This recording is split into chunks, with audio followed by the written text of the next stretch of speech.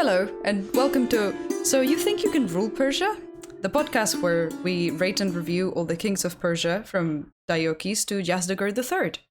My name is Cyril, and my pronouns are they, them. My name is Umberto, my pronouns are he, him. So today's episode is Cambyses II, Cyrus's son, and we'll see how well he does compared to his father. But before we get into Cambyses himself, let's just have a little bit of a recap on what happened in last episode, which was quite a substantial one in the end. Yeah. So, to start with, Cyrus the Great founded the Persian, maybe Achaemenid Empire by taking it over from the Medians. So he defeated his grandfather Astyages and took the throne. Yes. But, through a whole series of different circumstances, Cyrus managed to obtain both the Kingdom of Lydia and the Kingdom of Babylon. Mm-hmm. Yeah, not only did he get the empire that his grandfather had, but he basically expanded it to all the other empires in the area. Yes, he did. So he managed to take up 3 of the 4 major powers in the region. And then he also conquered the rest of Iran for the first time. Mm-hmm. He also spread out into the steppe a little bit. And this is where we sort of left him, because in his fight either with the Massagetae, according to Herodotus, or with some Indian peoples, according to Ctesias, Yes. he was killed in battle, and, well, that was the end for Cyrus the Great. Right. But now it's time for Cambyses to shine. So, first of all, he's Cambyses II. Why the second? Yeah, what is up with that? I was a bit confused. Well, also Cyrus was Cyrus II to start with. Wait, huh? Yes, this is kind of an issue with the fact that their ordinal numbers are given based on the Kingdom of Persia. So if you remember a bit of the Cyrus cylinder we read last time, Cyrus says, "I am Cyrus, son of Cambyses, son of Cyrus." Yes. So essentially what is that saying? We're saying that Cyrus I was Cyrus the Great's grandfather. Mm-hmm. And Cyrus's father was called Cambyses, and is the grandfather of the Cambyses we're looking at today. Yes, okay. Yeah, they were alternating names. I seem to remember we talked about this. Yes, because if we know something about royal families, that they generally have like 3 names among them, and they repeat forever. Yeah. So. But let's get into Cambyses himself. So Cambyses was the oldest son of Cyrus the Great, and he had a younger brother named Bardia, and 2 sisters called Atossa and Roxanne. Yes, I remember this. Roxanne. Yeah. Yes. We don't really know when Cambyses is born. We don't have a precise date. They weren't really recorded at the time, and, Herodotus isn't going to tell us that, so it's a bit more difficult. But if we sort of look at the age of Cyrus compared to when Cambyses actually shows up on the scene as a player, we can see that he was probably born sometime between 560 and 550 BC, roughly based on their ages. Okay, yeah. So again, trying to estimate from other events or how long a certain king reigned or something like that. Reverse engineering, like we've been doing with Herodotus. Yeah, basically we know what his reign is, but as for birth dates, it's very fuzzy. Okay. Anyway, we know that he first appears on the political stage around the time of Cyrus's conquest of Babylon, because he is mentioned in the Cyrus cylinder as Cyrus's son. So Cyrus is asking for blessings for Cyrus and his son Cambyses. Oh, okay, yeah. Interesting. And not only that, but Cyrus apparently trusted his son enough that soon after the conquest of Babylon, Cyrus made Cambyses king of Babylon. Oh, okay. I was going to mention that I remember he made him his heir before dying, which was a very good move on Cyrus's part. But I did not know that he made it Babylon's king. That's kind of cool. Yeah, that's quite a, show of trust, especially since at this point, Cambyses would have been somewhere between 11 and 21. Right. So, a relatively young man, yes. We have a heavily damaged text from Babylonian Chronicle, which suggests that during Cambyses' coronation ceremony in Babylon, he came dressed in a traditionally Persian fashion and refused to change into clothes that would be expected for a Babylonian ceremony. Okay, yeah. So that sort of rubbed a few people the wrong way. Yes, because it's like the foreign king not even being willing to adopt the customs of the area and just... Yeah, and it's also very contrary to Cyrus's general policy of saying, yeah, sure, do whatever, I'll respect your culture, just pay taxes. Exactly. Yeah. It's very clearly a foreign king being put on the throne of a pre-existing empire, so, oof. Yeah, exactly. And apparently, this didn't escape Cyrus's attention, because 9 months after being made king of Babylon, Cambyses was removed as king by Cyrus. Oh no. Oh, that's bad. Yeah, it's not a great start to your first job, but well. We're not given an official reason for why Cambyses was removed. We just know that he was. So it might be that maybe it was always meant as a temporary position. So maybe Cyrus wasn't able to be in Babylon. He had other business to attend to. And so he needed someone else to hold the fort. And then after these 9 months, Cyrus had enough time to go to Babylon and become king himself.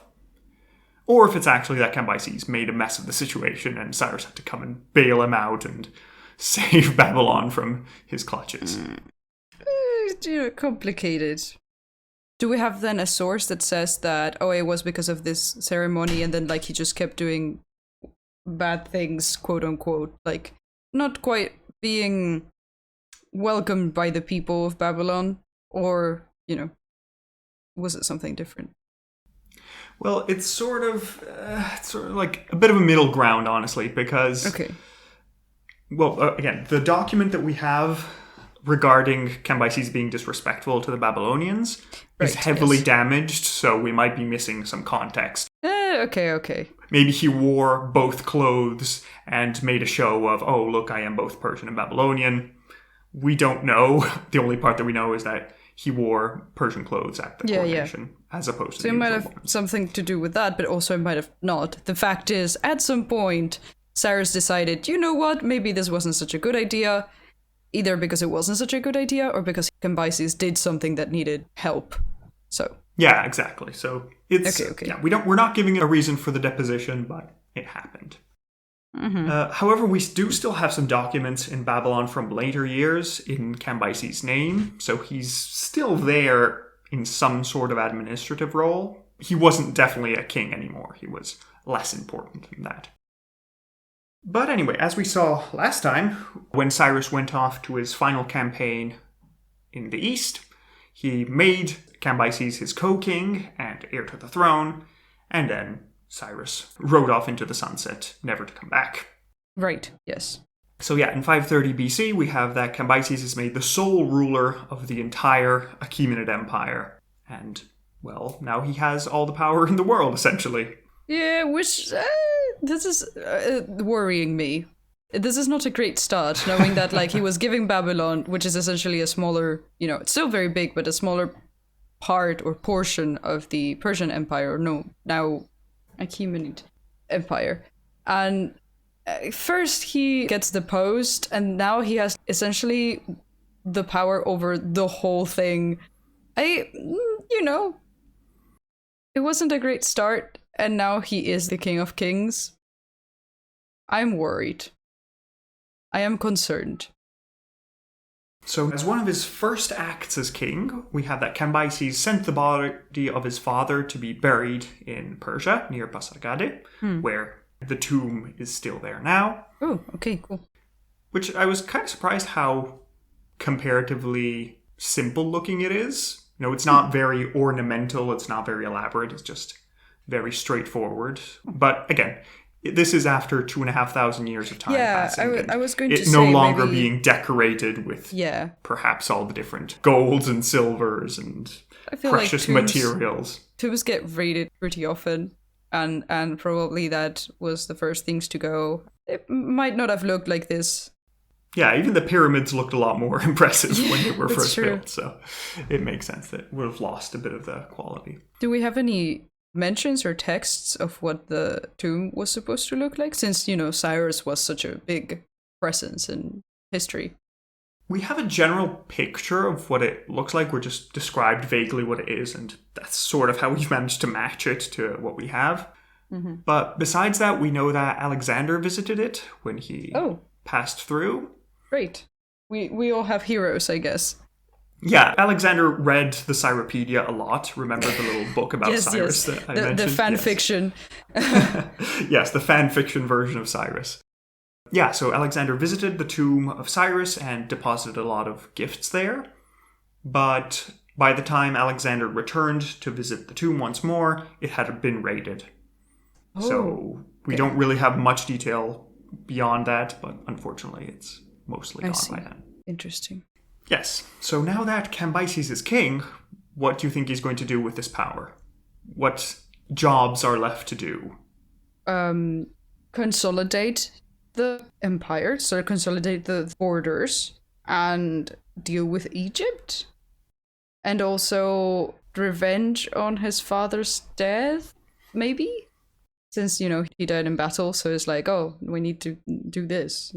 Conquer the thing he couldn't conquer, whatever that thing might be. So yeah, that is close to what he does, because as for revenge, he apparently realizes that it's going to be too much trouble to invade the nomads or whoever it is. Yeah. That he realizes, if Cyrus couldn't do it, I'm probably just gonna wait it out and take the message. Right. But what you said about dealing with Egypt is exactly what Cambyses focuses on. But does he put any effort in consolidating the borders that he does have? Because you don't want to go and continue conquering and then not having a stable structure where you are and then losing your initial empire. We don't get any reports of him initially consolidating the empire. We just know that he decided to aim for Egypt. Okay, well, I guess we'll see what happens. Yes, there are some hints later on in a later episode that maybe he would have done a better job to consolidate the empire. I see. So my strategy gaming heart is not completely wrong in thinking that maybe you should be cautious. Yes, if you had been King of Kings, that would have been a good start to your reign. Right. I am prepared to be King of Kings because I played a little bit of Imperium and Age of Empires, and so I'm good. So in the next 5 years of his reign, Cambyses basically creates the Persian fleet by using all these Phoenician sailors in Phoenicia, which is now part of the empire. Yeah, cool. And while he was there, he decided to just take over Cyprus, which was weakly held by Egypt at the time. Okay, not Cyrus, but Cyprus. No, not Cyrus, but Cyprus. Yes. So, what is the Persian fleet? Well, right now we don't have the technical details really, but overall it's just made mainly of Phoenicians, because the Phoenicians were widely known as expert shipbuilders. They built colonies all across the Mediterranean. They're the ones who founded Carthage. Right, yes. And they're a very established shipbuilding culture. Correct me if I'm wrong, but Persia before Cyrus didn't really have access to the sea? I mean, they had access to the sea, but it was a different sea. So they didn't really have access to the Mediterranean. They were all the way over in the Persian Gulf. But now they need a new opening. And with all the riches of the new empire, they can build enough forces to invade Egypt itself. Yeah, and that's excellent because the Phoenicians are already good at that. So just hire the people who know how to do the job. Yes, and the Phoenicians are going to be long associated with the Achaemenid fleet because they're just very good at it and they are easily accessible. So they'll be often there. Are the terms Achaemenid and Persian right now interchangeable? It's not exactly interchangeable. It depends, because Achaemenid refers to the dynasty of Cyrus and Cambyses and friends. But Persian refers to, again, it can be used in two ways. It can either refer to the whole empire or just to the Persians the part that was as Persia separate before, from the Medians. So it's a little bit ambiguous. If you say Achaemenid, you're definitely assuming that it's the whole empire. If you say Persian, it's ambiguous if you're talking yes. about the Persians from Persia or like the Persians from the Persian Empire. I see. We started with Media and we just got them united. And so do you refer to the storyline we have been talking about, or do you refer to the storyline of, Cyrus's mother marrying this nobleman from Persia? Yeah, that family line. Okay. So Achaemenid technically more correct here. Yes, in general it is more correct. Mostly because it's a massive multi-ethnic empire, and if you say Achaemenid, you're including, all the Babylonians and Lydians and Greeks and Phoenicians who are in the empire. Excellent. Okay. So, we have ships now. Yes, we finally have ships now, and all we need is a cause for war. How do we declare war on Egypt without seeming like the bad guys? We wait until they make a mistake, or we accuse them of something, right? The second one is correct. Yeah, we say... See, they caused the war, so we're the good guys. Yeah, exactly. Well, first of all, according to Herodotus, Cambyses spread the rumor that he was actually the son of a previous Egyptian princess. Uh-huh. But that Herodotus doesn't believe these stories. Okay. This could be possible, but we have no evidence for it. So, But the actual cause for war is that Cambyses sends a letter to the pharaoh of Egypt, Amasis. He asks him for his daughter, knowing that Amasis was scared of Cambyses, so it would be placed in a lose-lose situation. Yeah. Because if Amasis hands over the daughter, Cambyses wasn't going to marry her, he was going to keep her as a concubine, which would be disrespectful as a princess. Yeah. Right? That's so terrible. You don't want to do that as the pharaoh. That's humiliating to you. But if you don't give him the daughter, then Cambyses is going to say, well, you didn't give me the daughter. Why are you disrespecting me? And he's going to invade. That's terrible. I hate every part of this. Exactly. So what do you think the pharaoh ended up doing? He did not give his daughter away? That is partially true. Because Amasis had taken the throne in a in a less than legitimate way. He was disconnected from a previous dynasty. Okay, so we're already weak here. Yes. So we had a spare princess from a previous pharaoh. And he decided to send this spare princess to Cambyses, saying, yep, this is my daughter. A spare Have a good princess? Yes. The backup princess you keep in your backup princess room, of course. Yeah, right. Because, they're not people. Yeah, no, they're fine. They're just chips on a board. Mm-hmm. But apparently, this spare princess wasn't happy with this situation. Oh, surprise. So when she arrived at Cambyses' court, she told him the truth. She said, hey, I'm not the princess you were promised. The pharaoh's lying to you. Yeah. Go kick his butt. Yeah. I mean, to be expected, honestly. Fair enough. It's not like she would have liked the pharaoh anyway, because she wasn't supposed to be with him, because he took the throne, so... Yeah, exactly. So it was a whole messy situation there. But very well. So now Cambyses has his pretext for war. He said, well, the pharaoh tried to trick me, he's disrespecting me, I'm going to go punish him. And hey, also, P.S., I might be the son of a previous Egyptian princess, so I am technically the rightful ruler anyway. Yes, I have a claim to the throne, and it might be better than the one that your current pharaoh has. Yes, exactly. So Cambyses massed his army and his fleet and head over into Egypt.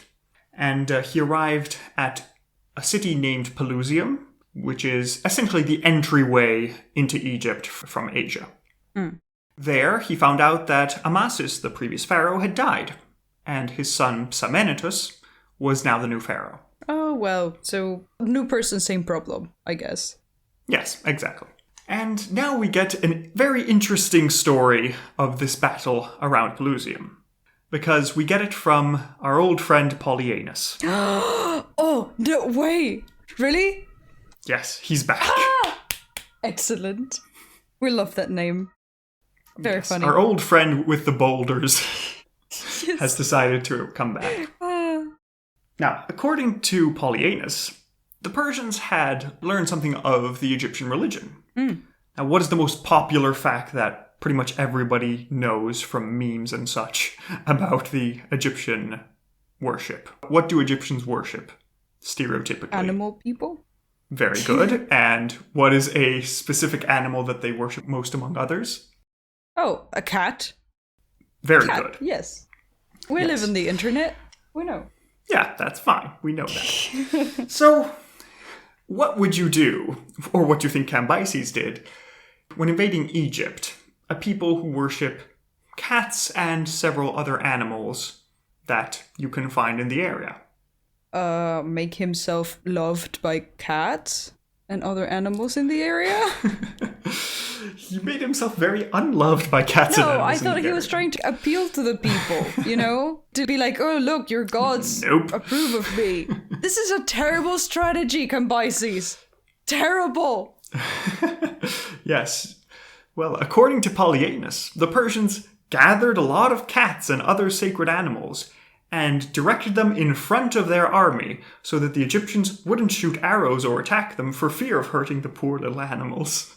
Oh, wait, I've heard of this. Oh, Is have this you? repeated in history, or is this like what I've heard of? I think this is the main instance. Yeah, At least the main one I've heard of. I don't remember when, probably somewhere on the internet.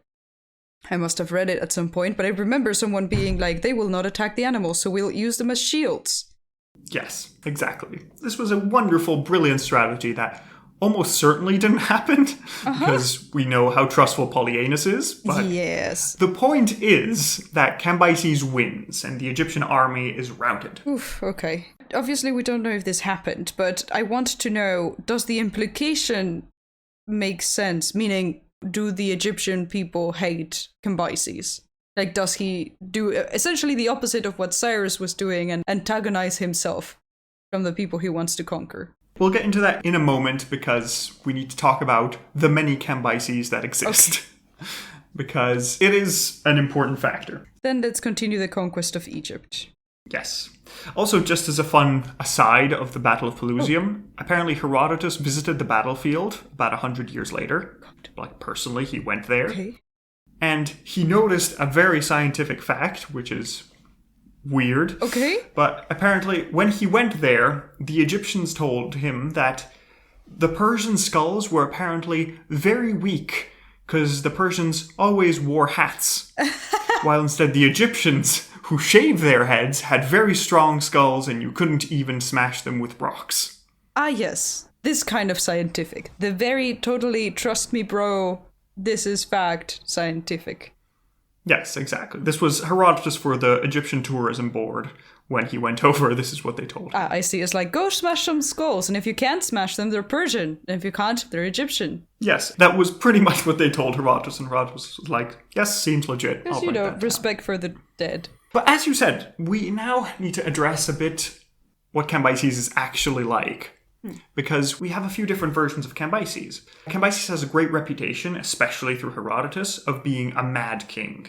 Ooh, okay. So, I am so looking forward to this. Exactly. But the thing is that it's difficult to understand how accurate this is. Because Herodotus is getting most of his sources from the Egyptians. Right, so they might be a bit biased. And not only that, he's getting it from Egyptian priests. Which had been very powerful under the previous several Egyptian kingdoms. And they basically had authority on par with the king. And now that Cambyses is coming in, these priests are going to lose most of their power. And they're going to be reduced as other people in the rest of the empire. Totally objective point of view. Absolutely no bias whatsoever. Very objective sources. I like it. And also, another thing is that one of the successors of Cambyses, we'll talk about him in a couple of episodes, has a clear interest in showing Cambyses as insane and unable to rule. I see. Probably someone who wants to overthrow him at some point. That might be correct. Yeah, or change something that he did. Yeah, so I'm going to be telling you the stories as Herodotus tells them, but keep in mind in the back of your head that this might not be true exactly. Yes, this might not be exactly true, and if we have cases where it's certainly not true, I'll let you know. Okay. Well, it's Herodotus. I don't know what else we expected. But anyway, we were invading Egypt. Yes. So, after the Battle of Pelusium, with all the cats, after they get back to their senses, the Egyptians fled over to Memphis, which was the capital of Egypt, and refused to surrender. But Cambyses went over and besieged the city. And in the meantime, all the cities of the west, so in Cyrenaica and Libya, as Herodotus calls it, sent tribute to Cambyses, saying, okay, he won, that's it, let's just surrender and give all the power. Like, what's the point? Let's avoid a massacre and just, seems like he's going to win, so... But yes, Cambyses managed to besiege Memphis for a while, and soon, be it through hunger or, just seeing that it was over, Memphis surrendered. Well, it's really difficult to survive a siege. So, that's kind of the point. Yeah, especially when your main army has been defeated. Yeah. It's not like somebody's going to come and save you. You're just waiting, there, sitting, waiting, hoping that something terrible happens to Cambyses, but it didn't. Yeah, so Cambyses then captured the pharaoh Psammenitus and made a show in a sort of triumph he had in Memphis by dressing the pharaoh's daughter in slave clothes and tying a rope around the heir to the throne's neck. Okay. And putting a bit in his mouth like a horse, together with 2,000 other Egyptians ready for execution. Wonderful. Very respectful. Yeah, very nice. And at this point, at this parade, Cambyses was flanked by Psammenitus, the former pharaoh now, and Croesus. Oh. Remember him? Yes. The advisor of Cyrus? Yes. Yes. The one that Cyrus very wisely, appointed as his advisor, even though his choices took him to defeat at the hands of Cyrus. So, It's an issue, yeah. But anyway, Psammenitus and Croesus were both at this parade, and they both burst out into tears. At which point Cambyses' heart was a bit softened, and he decided that he would save Psammenitus and his children. It was going to be fine, no worries. I see. However, when the messengers came to release the son, they found out that he'd already been executed. Oops, sorry. Oh. Was this planned? Like, did he just want to seem merciful, but... It might be. Because come on. It's always an option for a king to blame the underlings and say, oh, well, I was trying to be nice, but someone else did a mistake, so, oh well. Yeah. Whoopsie. Herodotus tells us that Psammenitus was then kept alive, like Croesus, not as an advisor, but kept around. Okay. But we also received some reports that maybe he later rebelled and was forced to kill himself at the end of the failed rebellion. I see. There we go. So in either story, he doesn't last very long under Cambyses. Yeah. No, not very long. In any case, he doesn't do very well. But when Cambyses entered Memphis, we get another of the mad Cambyses stories, because he looked for the body of the pharaoh who thwarted him, Amasis, and so he took his body from its burial and ordered his men to whip it and pull out his hair, and once it was done, he ordered to burn it. On Earth? It's dead, man. Yes. Yes, but he had been insulted, so oh no, it was going to be terrible. I get the whole thing of I will not offer a proper burial because I was disrespected, and so I will disrespect you in death as I have in life. But really? Was this necessary? This is why it's the mad Cambyses story, which doesn't make him look great. And we also see that this action wasn't just sacrilegious for the Egyptians for destroying the body, but also sacrilegious to the Iranians, because fire is holy and shouldn't be used for burning bodies. Oh, and as such, Cambyses is being sacrilegious disrespect. to everyone. That's wonderful. Cambyses, you're doing great. Yes, he's disrespectful to his own people and to the Egyptians, which is a mess. We love to see it. But apparently Herodotus tells us that the Egyptians claim that Amasis actually had a prophecy tell him about this punishment. So he hid a body double in his actual tomb and had his real body. That's anime-worthy double crossing. I like that. Yes, exactly. So there we go. So with the pharaoh defeated and most of Egypt on its knees, Cambyses managed to take all of the upper and lower kingdom by spring. He also took care to display his conquest as a legitimate union with the local population. And as I mentioned earlier, he pushed this propaganda of him being actually the son of Cyrus and an Egyptian princess, so it was fine. Everything seems to be okay. Oh, so not even far away in his dynasty, but literally his father with an Egyptian princess. Yes, because, fine, who knows? Sure. Who cares, I guess. Information is not widespread. Yeah, exactly. So, you said he consolidates marriage. What does he do? Does he marry someone from Egypt? Or is it just, my family is actually descending from this, and that's it? Yeah, it's just claiming through okay. other side. And yeah, and this is sort of where we get a bit of the dissonance between the mad Cambyses story and the probably more historical Cambyses. Because unlike his earlier behavior in Babylon, he seems to have participated in Egyptian religious ceremonies and given sacrifices to the local gods. Okay. And also had inscriptions made where he calls himself King of Upper and Lower Egypt and descendant of Ra, Horus, and Osiris. Okay. Which was the typical expression for an Egyptian pharaoh. Yeah, so maybe he wasn't that disrespectful or oblivious to everything. Yeah, exactly. And another thing where there's a bit of a dissonance is classical authors describe his reign in Egypt as a violent, sacrilegious time. And for example, they claim that Cambyses personally stabbed the Apis bull in the thigh. Yeah, I don't think that's true. Well, the Apis bull is essentially the incarnation of the god Apis through a bull with some very specific markings. And it always keeps reincarnating itself. Yeah, I've heard this story. Yes, according to the story in Herodotus, Cambyses personally stabbed Apis, and Apis eventually died. I feel like this would be how many more ways can I find to antagonize myself to the populace? Yeah. Like, I feel like it's a bit extreme, you know? He should have some idea that maybe he should not do that. Because why would he, go out of his way to do this? And we actually get historical records that the Apis bull didn't really die around the time of Cambyses' conquest, and when it actually did die, Cambyses commissioned a very nice granite sarcophagus for the bull to have it buried. So it's unlikely that he just killed it in a fit of rage because he felt like it. So yeah, probably propaganda. Yes. Yeah, this is probably from the Egyptian priestly sources, where, again, as I mentioned, the priests in Egypt had been taking a large percentage of the revenue of the kingdom for themselves, and now Cambyses was saying, no, you're going to run as part of my empire. This is how it's going to work. And he can dictate to them. Turns out they didn't like him. Yes. Yeah, exactly.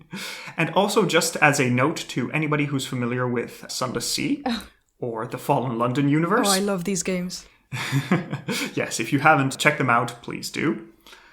So in the Sunless Sea, there is an Egyptian-themed island called Visage. And in the island of Visage, there is an Apis bull, which is there, and it is constantly bleeding. Oh. And it is constantly bleeding from a wound in the thigh, which is exactly where Cambyses is said to have stabbed it. No way, that is so cool. I didn't know there was this reference. Oh, that's awesome. Yes, it's really fun that they have it there. So there we go. Oh, that's marvelous. Thanks for sharing. Yay. But yeah, so now that Cambyses is fully in control of Egypt, he wants to see how far he can spread it. So he decides, according to Herodotus, to take the rest of Africa. He first decides to invade Libya in the west, but his army disappeared in a sandstorm. Ooh, bad. That's gone. Yes. Unfortunate. Also, there are reports that he planned a mission against Carthage, but that the Phoenician sailors wouldn't fight against their own descendant city. Makes sense. So the only direction left for Cambyses is to attack Nubia in the south, so roughly in modern Sudan. I see. And here we go back to Herodotus's nice stories. We get that Cambyses decided to prepare his invasion of Nubia by sending some spies as messengers asking for friendship. However, the king of Nubia told these messengers that he knew they were spies, and that he would actually want to give Cambyses a little present. So the Nubian king takes his bow, which he was the only one that could draw. He was the only man who could draw this bow. I guess you needed a lot of strength, maybe. Or maybe it had a little, a trick that you needed to activate. Like how you need to learn how to start your own car, because sometimes they work a little weird. Yes, like that. And so the king of Nubia decided to give this bow as a present to Cambyses, together with a message that said, if Cambyses can draw this bow as easily as the king of Nubia, then he could definitely take over the Nubians. But if he can't, then he should thank the gods that at least the Nubians aren't invading him. An interesting wager. Yes. This is a good story. And also, to give you some extra cultural context, the bow is a very important sign of kingship, both in Egypt and in Persia. Okay. So the idea is that it's sort of like the Western equivalent of Excalibur. So it's basically saying, if you can wield Excalibur, then okay, you are the rightful king. Right. And okay. it has this similar equivalent there. So cool. So when Cambyses received this news, he tried to draw the bow, and as fate would have it, he couldn't do it. Yeah. Surprise. Yeah. But rumor came that actually Cambyses' brother Bardia could wield this bow. Ooh. But Cambyses was very jealous. He was a very jealous man and decided that, no, he was just going to invade Nubia. He doesn't care about this stupid bow. He'll just take down all the Nubians with it. Oh, but this is going to cause so much drama because now does this mean his brother is the rightful king, and should be in power? I see where this is going. That's a bit of an issue. So Cambyses decided to prepare his expedition to Nubia extremely quickly before anybody could react. And he did it so quickly that he didn't really make any plans for provisions or anything like that. Oh no. Oh, my friend. Yes. Please. So he just kept marching south into Nubia until his men were contemplating cannibalism. And at that point he decided, okay, fine, I'm turning back. But we've already contemplated cannibalism and now we have to go all the way back. Like, this is a problem. Yes, Cambyses doesn't have much foresight in Herodotus' stories. Oh my goodness. And again, after his return, Cambyses arrived in Memphis with his hungry and defeated army and saw a festival for the god Apis and thought that the Egyptians were rejoicing at Cambyses' misfortune. Everybody was celebrating that, oh, look, haha, Cambyses got defeated. I mean, shouldn't it be more logical to gather that maybe the Egyptians were, I don't know why they would, but were like celebrating that he made it back and his army, more importantly, made it back without, dying? Nope, that wasn't the thought that went through his head. Well, clearly, yeah, I can see. So, again, this is the scene where Cambyses kills Apis, because he orders the Egyptians to bring Apis before him, and then he tries and stab the bull in the belly, but accidentally just hits its thigh, and the bull bled to death. At which point, Cambyses ordered to kill anyone who celebrated the holiday. Oh, fun. Yeah, this is how you make sure people love you. This is going great. Yeah, that's not great. Again, probably not true because we have no records of this independently. But also, it would be kind of ridiculous if Cambyses were Cyrus's son and we have all of these stories of Cyrus being essentially really good, or as good as you could be, when it comes to conquering people and imposing a new rule over a culture that already exists. And Cambyses is just the opposite. Yeah, I mean, you would expect Cambyses to have learned something from his father, just a little bit of how it works. And again, historically, it seems like he is actually doing something roughly similar. But according to Herodotus, terrible. Terrible, terrible. Yes, exactly. And as you mentioned before, Cambyses needs to deal with his brother being able to, draw this bow. I am so excited for this story. Let's go. Cambyses not only heard that Bardia could draw this bow, but had a dream that had Bardia sitting on Cambyses' throne and reigning as king. Ooh. And we know how people take dreams over here. Yeah, it's not great. So here we have a version of Herodotus and a version of Ctesias. So according to Herodotus, Cambyses just sent a messenger to Persia, which eventually drowned Bardia in the Persian Gulf. Oh. Whoops. Done. Okay. Done and done. Yeah, quicker than Astyages trying to take care of Cyrus, baby Cyrus. Yeah. Yes, exactly. Cambyses was taking no chances here. Yeah. According instead to Ctesias' version, we get a little bit of a preview of what's going to happen next. Yes. Because according to Ctesias, a certain Magian approached Cambyses and told him that Bardia was planning a revolt. And as proof of this, the Magian said that Cambyses should call his brother to come to Cambyses' court.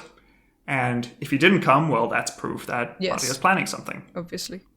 So according to Ctesias, then Cambyses sends messages to Bardia. But, Bardia is busy, apparently, governing a province at the edge of the empire. He's just been made a satrap. So Bardia says, hey, I'm sorry, I'm busy with some nomads. I can't come now. I'll come later.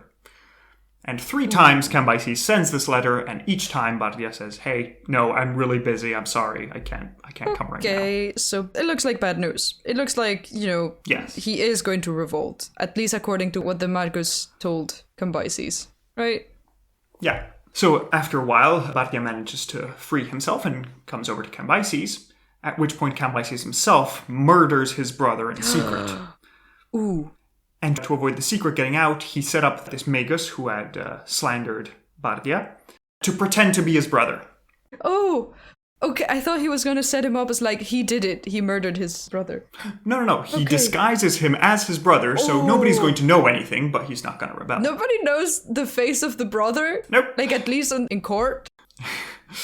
Apparently, this Magus looked very much like... like, I know photographs aren't a thing, but there has to be some people who are close, right? Yeah, apparently not close enough. Oh, apparently this was a very uncanny resemblance. This cannot be a thing. It works in a story, but have you ever tried to get someone to think somebody is someone else? Like, come on. Yeah. I mean, there's more to the story. We'll see eventually, but we'll find out. At this point, speaking of close family, Cambyses chose to marry his sister. As you do. Yes. Now, I researched a lot of different papers on this. It was difficult, and there isn't much research. Because there is sort of a custom in Iranian religion about sacred close relative marriage. Okay. Because I think in current Zoroastrianism, this has been interpreted now as first cousins. Okay. But in the past, in this ancient Iran, it seems like marrying one's sister or half-sister was a thing. Okay. That's not great for genetics, but let's see Not where really, this is taking us. Yeah, I mean, from what I read, this is sort of an analogy to divinity. Right. And this was something that was done among royalty and priests. Because, since the gods can do it, gods always marry brother to sister, that happens.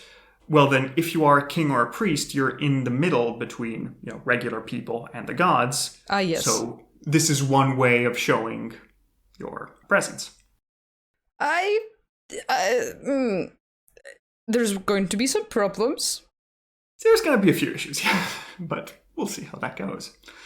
But according to Herodotus, this is the first time this ever happened in Persia. Oh, okay. So Cambyses was the first, and he was just weird for doing it. Well, okay. But also we're seeing it from Herodotus' point of view. Yeah, exactly. It's, again, and there isn't much research in this, unfortunately, so don't really know how true it can be or not. Also, it obviously makes us uncomfortable nowadays, and also it has, like I said, many issues regarding the actual science of having children with someone so close to you genetically. But it's not like Cambyses would be the first person to do this. I believe this happens a lot throughout history, like not even ancient history. So yes, I mean, especially in Egypt, that was something that happened very often among pharaohs, and will happen very often until I know Ptolemy and his dynasty. Yes, Ptolemy is going to happen in a few hundred years, but yeah, that's a whole mess and a half. Okay, so Herodotus is using this to really hammer home that Cambyses is terrible and mischievous and crazy. Yeah, so this is Herodotus just adding wood onto the fire. And apparently, according to Herodotus, since this wasn't the custom, right, Cambyses summoned some judges to ask them if there was a law that would allow him to marry his sister. Oh. And the judges looked through the laws and found that there is no real law for this. But they managed to save their skins from being executed by Cambyses by saying that, well, while there is no law allowing a brother to marry his sister, there is a law that says the king of Persia can do whatever he wants. So that's fine, Cambyses. You just do your thing. That is a very good law. I'm sure he liked that one. As long as there wasn't a law prohibiting it, I guess. And if so, he could just be like, well, I am the king, so Yeah, it's Airbud rules. There's no law in the book saying you can't do this. Sure, it's fine. But then we have more messes. Because at this point, Cambyses married both of his sisters. Oh, wait a second. Yes. Both? Roxanne and both. Atossa? Roxanne and Atossa, yes. Ah, fun. But Roxanne doesn't end well. Yeah, because you said according to Herodotus. You said that we would focus on Atossa. So what Atossa about is going to Roxanne? be very important. Yeah. According to Herodotus, Roxanne is killed in the most mustache-twirly way possible. Wait, there's no trains, so you can't just tie her to the rails of a train. It's close enough, honestly. It's very cartoon and villain version. Oh dear, okay. Because Cambyses is at court with Roxanne, and he had set a puppy to fight a lion cub while the sister was watching. Oh. Now, the puppy was losing the fight with the lion cub, but then the twin of this puppy broke from his leash and came to help his brother. Oh. So the two puppies managed to defeat the lion cub. Yay, the puppies! This is terrible. I is hate horrible, everything yes. about this. So Cambyses was very happy and enjoying the spectacle, as he would. But Roxanne burst out crying, saying, "Oh, this is so sad. It's so terrible that our brother Bardia just died horribly and that there's nobody who can avenge him." Ooh. Just out of nowhere, she's watching this terrible fight between cute baby animals forced to fight, and she's like, "Oh, but my brother." I mean, it's because the two little puppies were brothers. So she was like, I see. one puppy is helping the other, but there's nobody who can help Bardia because nobody knows who killed him. Ooh, okay. At which point Cambyses says, okay, fine, I'll kill my sister too. And he has her executed. But okay, great. This is wonderful. Yes. Cartoon villain, as I said. Yeah. Why would you feel the need to kill her? She wasn't suspecting. She just, like her brother, as you do when you grow up with someone. Too much, like, disloyalty for Cambyses. Yeah, it's like, too much won't work. I'm sorry. Oh. So after seeing these murders, Croesus, who was still around, decided to offer his advice to Cambyses, saying, maybe you should moderate your killing? because otherwise somebody might try to overthrow you. Just a suggestion. Please don't kill me. Yeah, just in case. Yes, please don't kill me was one of the things uttered. Yeah. Because Cambyses then replied to Croesus that, you have no business advising me about what I should do with my reign. The last time you advised Cyrus, he ended up dying. So I'm not going to take any of your advice. I have to agree. Yeah. You know what? Cambyses is not being painted in the best of lights, but I have to agree. Yeah, it's an issue, but oh well. At which point Cambyses takes his bow and starts shooting at Croesus, who starts running away. Oh, fun. Yes, that went wonderfully. Croesus, what were you thinking? Seriously, telling the jealous mad king, hey, maybe someone will rebel. It's like, is it you? That will go fine. That will go fine. No problems. So Croesus starts running away through the palace. There's this Benny Hill song running while they're chasing each other through the halls. And Cambyses then ordered his servants to find Croesus and kill him. But some of the servants that managed to find Croesus decide to hide him, because they could get a win-win situation. Because if Cambyses is still angry the next day, they can just give Croesus up for a reward. Yeah. But if Cambyses just cools his temper afterwards, they'll be praised because, hey, look, they saved Croesus and Croesus will reward them. Are you sure? Are you sure that this is the wisest? I mean, I'm just saying, based on what we've heard so far. Yes, you would have been smarter than those servants, because the next day, Cambyses decides, oh, you know what, actually I'm fine. I overreacted. Somebody get me Croesus. And the servants were like, oh, hey, your majesty, here's Croesus. We found him, but we were worried that it might have been a bit of a rash decision, so we just kept him alive for you. Ooh, badly worded. Badly worded. We found him, but instead of like, oh, we found it and waited for further instruction, or we found him relatively recently, it was like, we found him, but sometimes your decisions are a bit silly, so we waited just in case. Not great. At which point, what do you think Cambyses did? Murder all of them? Exactly. Sorry, Killed the servants. execute them. Yes, execute them because he's doing it legally, so it's fine. Yeah, and he's probably not doing it himself. Yep. After all this madness happens, a few years pass, and we get to the year 522. Oh. Where, according to Titius, Cambyses gets some bad omens, where he sacrifices some animals, but they don't bleed. And also, Cambyses' sister wife, Atossa, gave birth to a headless child. Ooh. Okay, Very bad omens. Also very bad just traumatic experience, but very bad omens. Yeah. Also, the animal's not bleeding. I don't know. I don't know what he chose as an animal. Weird. Which is why it's an omen. And yeah, both of these end up being omens that Cambyses would never produce an heir. Mm. And not only that, on the 11th of March, 522, Cambyses receives news from Persia that his brother Bardia had staged a palace coup and was rebelling. Wait, he's dead? Exactly. That's what Cambyses thinks. Okay. Oh, whoops. Yes, so the version of the story that Titus and Herodotus tells us are that the magus who was in charge of killing Bardia, who looked a lot like him, has now impersonated Bardia and is making a plot for the throne. Oh, okay, so either it's the magus that, is technically not Bardia, but for all intents and purposes is, and he is plotting, or it's just Bardia because he never got killed, because, the story was a bit weird. Exactly, those are two versions. Beautiful.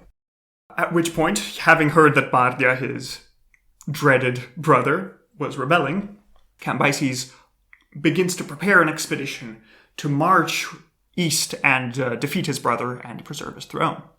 However, when he was going through Syria, Cambyses died in murky circumstances.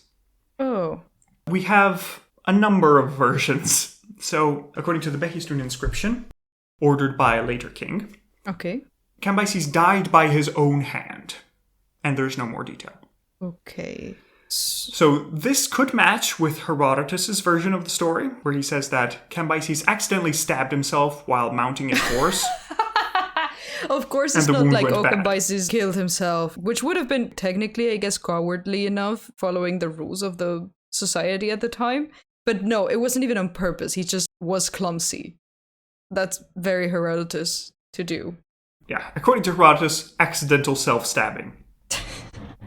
Instead, according to Titus, we have an even better version, where Cambyses died in Babylon while he was carving a twig with a large knife and accidentally stabbed himself in the thigh and died 11 days later. Come on. I mean, to be fair, this is kind of silly seen from modern perspective with modern medicine. But you could die from a silly little injury. Like, that is a thing. It is, it is the narrative, but it is the narrative of like, oh, look at this silly king. He stabbed himself carving a twig. And also, I have my own pet theory that nobody else has seen. I've not seen anywhere else. Tell me. But I'll just tell you now, it won't be much context for you, but we'll get back to it when we get to this person. Interesting. But one of Cambyses' bodyguards at this time was a certain man named Darius. Okay, don't know him, but noted. All you need to know is that this man will then be called Darius the Great. Interesting. So my pet theory is, maybe Darius. Darius did it. Yeah, no serious scholar has suggested it, nowhere that I've found, but yeah. I like it because he's an evil mastermind and I love him. Ooh, well, interesting theory. And especially if he's, like you said, an evil mastermind. Like if it goes with his historical personality. I like the theory. We'll see what our listeners think of this one. Yes. Interesting. And so, yeah, that is how the life of Cambyses II ended. Jesus. And the next episode, and with him dying, the civil war is averted, and we'll get to cover Bardia. Right. Next episode. Because I was going to say, oh no, but he didn't have an heir. What do we do now? But clearly, what do we do now is what people were going to do anyway, which is depose him and take over. Yeah, exactly. So there we go. So is his brother alive or not? We're going to discuss that in his brother's episode in a lot of detail, but it's disputed whether he is alive or not. Is this really Bardia's, Cambyses' brother, or is it some random guy who is impersonating him? I mean, I don't know if it would make much sense, but it would be a really cool story. I guess it is plausible, right? Like if it really did happen, I don't know.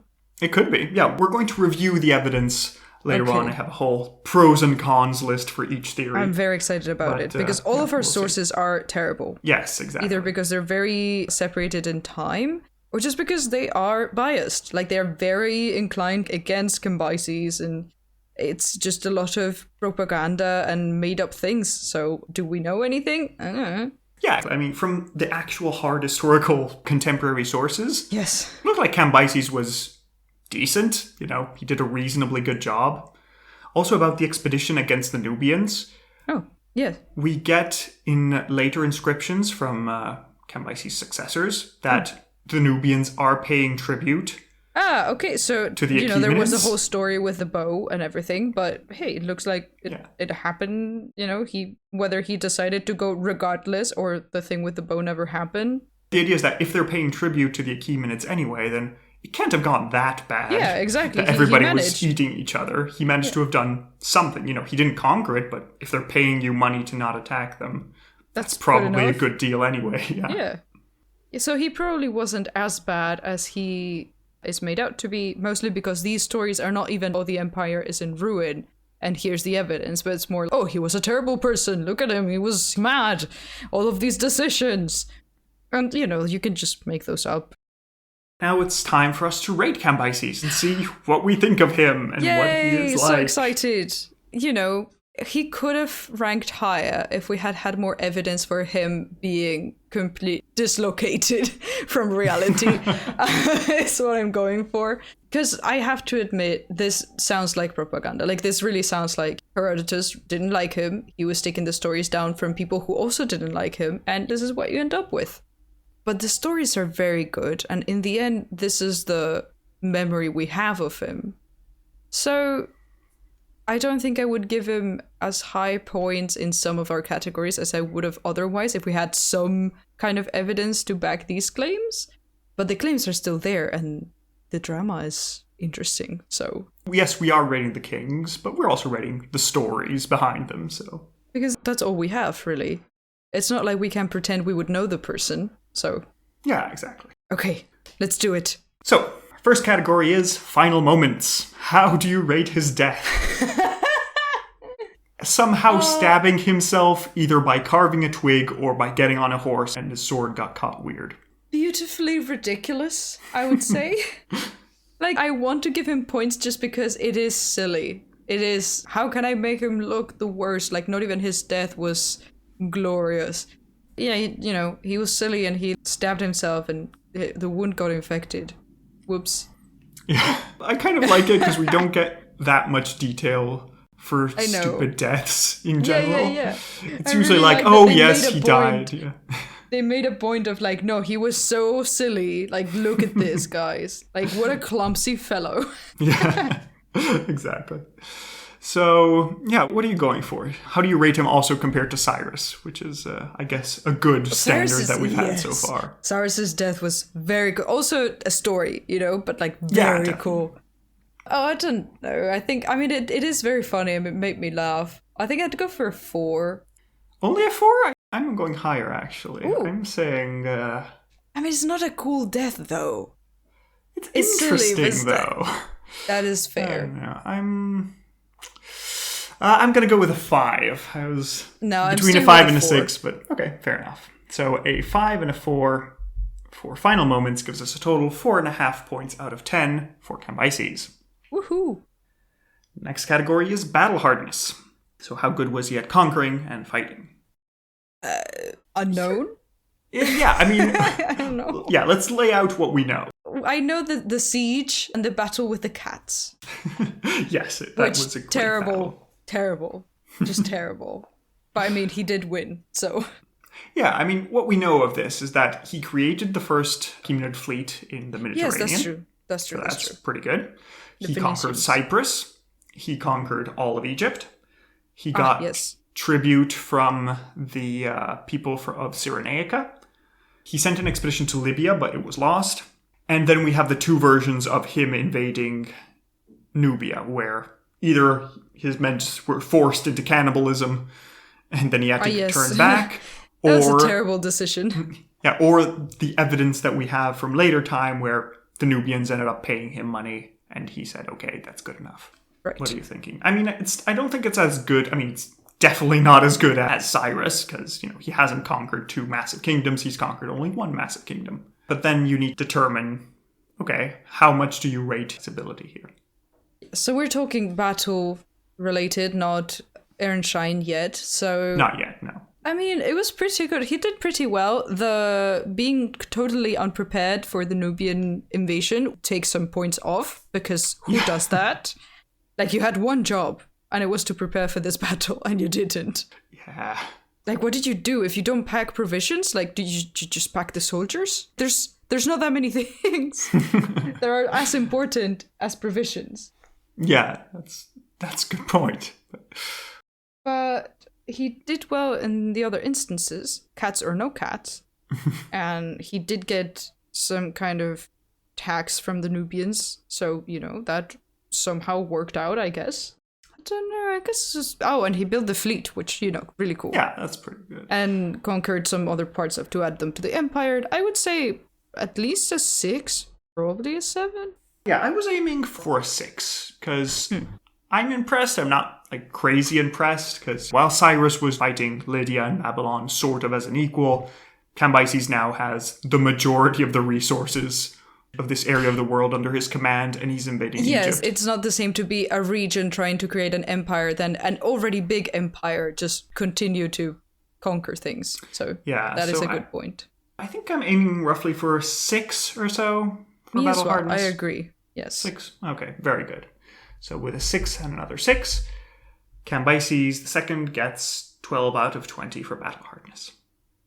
Next, we have scheminess. How good was he at plots and manipulations? And here he was okay. I mean, he didn't do much that was schemy per se. Well, listen. The whole making Egypt go into war. Yeah, that was something I was going to mention, because the points he had here was getting a cause for war with the Egyptians. Which was the whole, oh, yes, I'm going to ask for a daughter, but not really. And that was very smart of him, too. That's clever. That works. Because of all the things you could accuse them of, which there's a million, if you want to cause a war. That was a really clever way to do it. Because it's like, I will simply ask for this thing. Whatever they choose to do is just bad for them. I thought that was very, very smart of him. And a good way to incite war between the 2 kingdoms. Yeah, so that's his good point in scheminess, but besides that, depends how much credit you want to give to the cat story. I guess that could count somehow as scheminess. I guess. I would say that's more shocking, just because how many cultures can you disrespect within your reign? At the same time. Yeah. And then the last one is sort of, if he ends up killing Bardia, if we believe that, that is part of the scheminess. The whole, substituting him with the Magus, that would be very schemy. We don't know if it's true, but in the case it is, I'd say that it gives him some extra points. Yeah, I'm oscillating around a 4-ish for scheminess. I'd go for a 5. I'd go for a 5. Okay, makes sense. I can accept that. So 4 and 5 gives him 9 out of 20. For scheminess, which is tied with Cyrus. Yeah. We've only had a couple of schemy kings so far, so... Yeah, I think it fits well. Next category is shock factor, which is Cambyses' category. Beautiful. Because yes, come on. I would say... I was going to say 10, but most of these stories are very clearly not true. So, probably a 9. Still very high, because the stories are still there. And like we said, this is kind of what we have to go off of and, what we know about him. But you also have to admit that they probably are not true.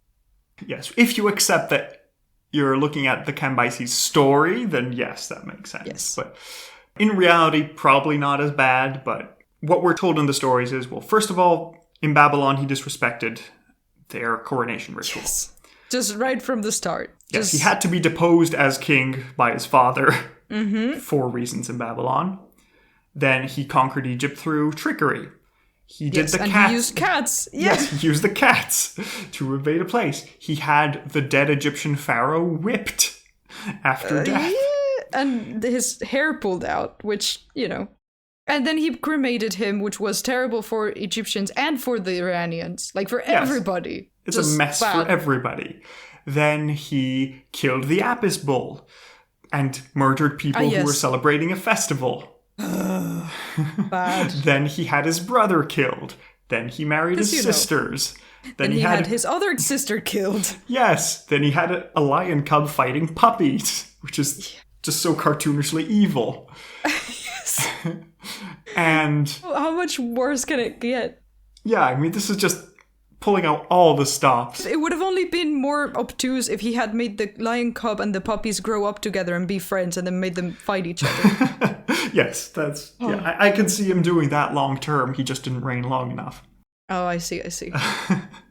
But yeah, so shock factor, I agree with your 9 assessment, because it's probably not true, but the stories are all very, very good.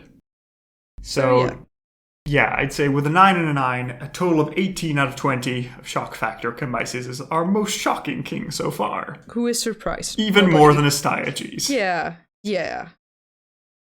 I mean, Astyages, the whole tradition we have with all of these people we've seen so far of making feasts and then assassinating someone and serving it to someone else, it's happened twice already. Be original. But but this is just story after story after story of absolute unhinged behavior. So our next category is Aaron Shine. How good was he for the empire? Did he help it prosper? Did he sort of send it downhill? How is it going? Mm-hmm. Well, I mean, I have to say I am very surprised because I thought he would do much worse just because, he was presented as this very unstable person. But to be fair, he expanded the empire. Nothing is crumbling. He could have, like I said, cemented the borders and made sure that everything was safe. But so far, right now, the empire is bigger than it was. He's in Egypt, which is the one other empire that we were missing. Yeah, now there are no other comparable empires in view. He has a fleet. He did pretty well. I don't know if it will last, and he didn't leave an heir, which, problem. And there's going to be a civil war, or no longer a civil war because he died, but, grabby for power. Yeah, I mean, right now, Bardia is the only heir that can be found. He's the only other son of Cyrus, and Cambyses didn't have any of his own. So, yes, there is a bit of an unstable situation, but overall, I think he did a reasonably good job. He could have done better, but roughly it went fine. So I'd say like an 8 or a 9. 8 or a 9? Wow, okay. I mean, well, I don't know. Because a 9 is what you gave Cyaxares. That's true. I was aiming more for a 6, honestly. Yeah, okay. No, I was thinking of like if we were to rate him from 1 to 10 and how he did. I mean, the Empire is not going worse, so But yes, compared to everyone else, I guess a 6 or a 7 makes sense. I apologize. Okay. So, yeah, I'd be going for a 6. What are you? More 6 or 7? I think a 6 is fair. 6 as well? He could have done better, but everything's going well. Okay, very good. It was a bit rough. He could have done better in Babylon, and things are a bit but if you forget about him as a person and just look at how the Empire is doing, it's pretty good. So Cambyses has a 12 out of 20 for Aaron Shine, making him the third? Yes. Third best king of Persia, according to that. Next is our category Face of Faces. What does this man look like? Oh no, I have to Who make is a drawing. he? What is his deal? I have no idea what to do. What do you think a man that marries his sisters and kills his siblings and destroys cultures looks like? Should I just draw a twirly mustache man? I mean, that would be appropriate. This is very anachronistic. I'm just drawing a 1920s film evil dude. Okay, so Serial has sent me their drawing, and it's I am so wonderful. Sorry. I'm so sorry. I needed to choose like something. Oh God. Yes. So we have Cambyses, a 1920s movie villain with a very twirly mustache. He has a cat strapped to his chest and is holding 2 more cats in his hand. And he's saying, "Try our new feline armor. Excellent protection guaranteed." So, yes, that is... I am so sorry. That is more accurate than I would have Genuinely. expected. It's wonderful, yes. And now let's see what he actually looks like. So let me show Serial what he looks like. Okay, I just want to say, this is obviously very anachronistic and very wrong, but if you're actually interested in seeing a person who has been working on making kind of relatively historically accurate representations and realistic representations of some of the Persian kings, go check out mo.rasulipour on Instagram. We will put a link to the Instagram in our show notes, but he was recommended to us by Plumas, who is another friend. Shout out to Plumas. And, you know, since we've been talking about Face of Faces and what these people actually looked like, I thought some of you might be interested. So check it out in the show notes later after the episode is done, if you're curious about it. Yes, actually he made a reconstruction of Bardia, so we can look at that next episode. So that'll be excited. But anyway, so here is a view of what Cambyses looks like. This is the reproduction of a seal that was made after the conquest of Egypt and is showing him conquering Egypt. You can see him. I see. You can describe what is happening here. Essentially, what he's doing is he's stabbing the pharaoh of Egypt. Yes, I can see. So there's a palm tree, first of all, very important. And there's 4 people, I assume slaves, because they are tied by their neck, one to another, and then like tied to... Yeah, prisoner of war of some kind. What looks to be a backpack on Cambyses, which I don't really know. What, you know, I think it might be like to carry arrows. Yes. Oh, yeah, it looks like a bow and a quiver. Yes. Cambyses himself has an interesting crown on his head, similar to a more Western-style crown with like different prongs on it, and long hair and a beard, as we have established. That is the trope with these people at this point in time. Some really cool robes with decorations on it, and he's stabbing with some kind of spear on the shoulder of the pharaoh, who is carrying the 2 crowns of Lower Egypt and Upper Egypt on his head, and is kneeling as being held by the arm by Cambyses. Yeah, so it is overall the portrait of a warrior king here. Yes. And we have many later works showing Cambyses' madness. I can imagine. All of these stories. People get very creative, starting with the Renaissance, saying, yes, blood and terrible scandal, let's paint this. But this is a roughly contemporary seal. Yeah, so what are you thinking roughly for Face of Faces? How excited are you by this? I don't know. I mean, I recognize what's going on in the drawing you've sent me. You know, when he managed to conquer Egypt and did this kind of quote-unquote triumph for himself and paraded around. I don't know. It doesn't tell me much. Just sure. I guess a 4. Yeah, that was also what I was going for, because it's okay. It's nice to see that it's actually a scene from something rather than him just being there, but you know, it's... Nothing spectacular. Not spectacular. I'm honestly going for a 5 if you're still going for a 4. No, I'll stay with a 4. Yeah, because I like the storytelling aspect of it. So, there we go. 5 and a 4 gives him 2.3 points for Face of Faces. And the last category is lengthiness. How long do you think this man reigned? I should have been listening to the dates more closely. He started in 530 BC. I do remember that. Mm-hmm. I have no idea what year we're on right now. How long did it feel? I'm going to say 20 years. It doesn't feel that long, but I feel like, you know, with the campaigns and the going to Egypt and the other... No, actually, that doesn't take that long. Well, he had to build a fleet, and it has to take some time, and he conquered Cyprus and did some other things before actually getting to Egypt, and let's say between 10 and 20 years.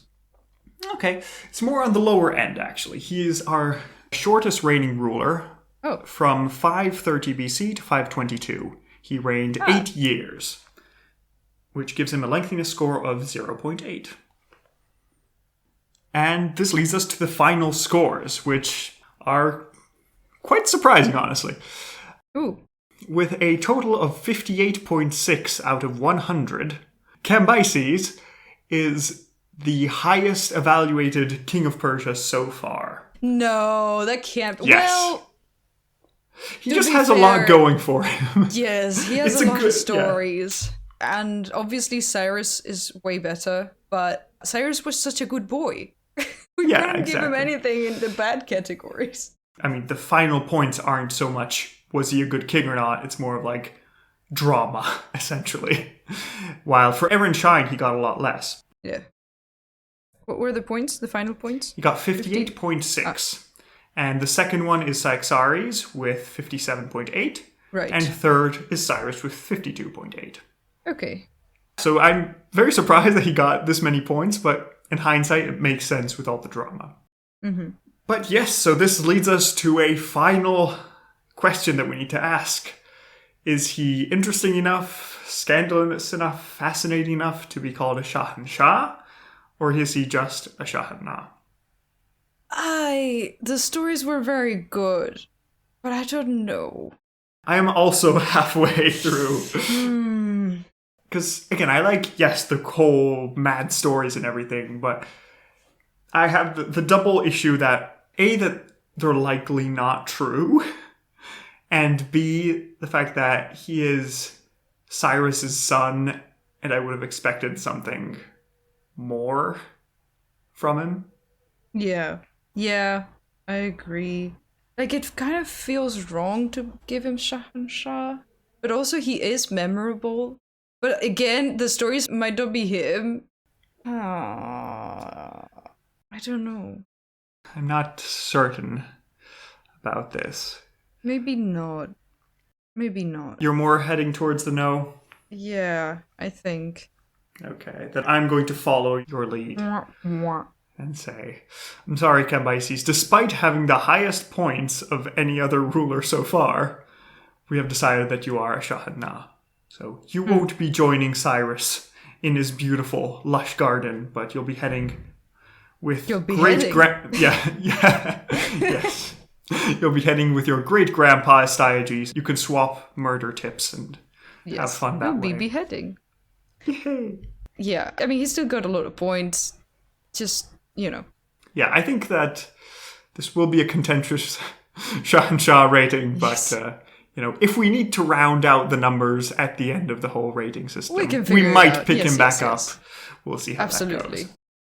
But yeah, so that is the end of Cambyses II episode. A very fraught episode with lots of stuff in it. All the propaganda was very interesting to go through. And so I hope you'll join us next time for Bardia's episode, where we'll try and figure out, is he alive? Oh my god, yes. Is it his episode really? What's going on? Oh, I'm so excited for the next episode, because we had a prequel on here with the origin story. It was slightly mentioned. Ooh, and now I can't wait. Yes, it's going to be very fun. It's very dramatic. We get a lot of good scenes from Ctesias and Herodotus. So. Oh, fun. Get ready for those. Okay, well, thank you for listening, everybody, especially if you made it all the way to the end. And yeah, I guess, as always, check out the show notes for images and other things we mentioned on this episode. And yeah, see you next week. See you next week then with episode 7, Bardia. All right, goodbye. Bye.